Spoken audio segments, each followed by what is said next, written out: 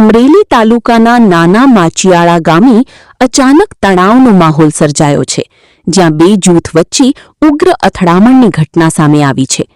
પ્રાથમિક માહિતી મુજબ સુજલામ સુફલામ યોજના હેઠળ ચાલી રહેલી કામગીરી દરમિયાન રસ્તા પર પાણીનું ટેન્કર આડું મુકાતા બોલાચાલી શરૂ થઈ હતી. બોલાચાલી થોડા જ સમયમાં ઉગ્ર સ્વરૂપ ધારણ કરી લેતા કાઠી દરબાર અને આહિર સમાજના લોકો આમને સામને આવી ગયા અને મારામારીમાં પરિણમી. ઘટનામાં બંને પક્ષના અનેક લોકોને ઈજાઓ પહોંચી હોવાનું સામે આવ્યું છે. આ અથડામણમાં અમરેલી તાલુકા પંચાયતના પૂર્વ ઉપપ્રમુખ વનરાજભાઈ કોઠીવાલ પણ ઈજાગ્રસ્ત થયા હોવાનું જાણવા મળે છે. કુલ 7 થી 8 ઈજાગ્રસ્તોની તાત્કાલિક સારવાર માટે અમરેલી સિવિલ હોસ્પિટલ ખાતે ખસેડવામાં આવ્યા છે. ઘટનાની જાણ થતાં પોલીસ તંત્ર તાત્કાલિક હરકતમાં આવ્યું છે અને હાલ ફરિયાદ નોંધવાની પ્રક્રિયા હાથ ધરાઈ છે. ગામમાં તણાવને ધ્યાનમાં રાખીને કાયદો અને વ્યવસ્થા જાળવવા માટે પોલીસ બંદોબસ્ત ગોઠવવામાં આવ્યો છે. રિપોર્ટર મૌલિક દોશી, અમરેલી. ઘટના બની, શું નામ છે કે આ ગામમાં ઘટના બની?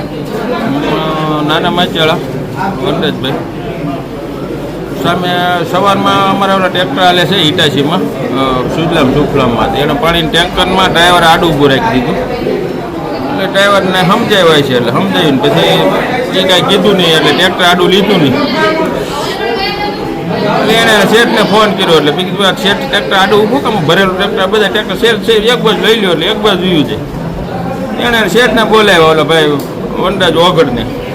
એણે એ આવીને બોલવા માંડ્યું, એટલે કીધું ભાઈ બાજુ નથી. મેં સીધો સાહેબને ફોન કર્યો, એટલે ન્યાય ઓલા છોકરાને અમે ઘેરે જતા એટલે પહેલાં એને ગાડીમાંથી ઘા કર્યો, ફોર વ્હીલમાં ઘા કર્યો. મેં સાહેબને ફોન કર્યો કે આ રીતે આમ થયું છે, તમે મોકલો પોલીસવાળાને. ઓલા જયરાજભાઈ પોલીસ આવી અને અમારા છોકરા બાજુ ને એ બાજુ હતા, એટલે કીધું બાજુ નથી ને અમે આડા ઊભા હતા.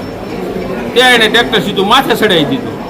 થાંભલા 2-3 ભાઈ નાખ્યા ને આ ટોળું અમારે ઊભું હતું, એની માથે ટ્રેક્ટર ચડી ગયું. મારા હાથમાંથી ચડી ગયું છે, નાના ભાઈ દીકરામાં લાગી ગયું છે.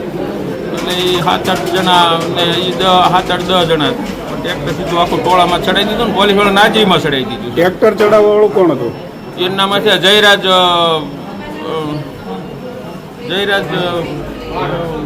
ભાઈ ભાણભાઈ વાળા.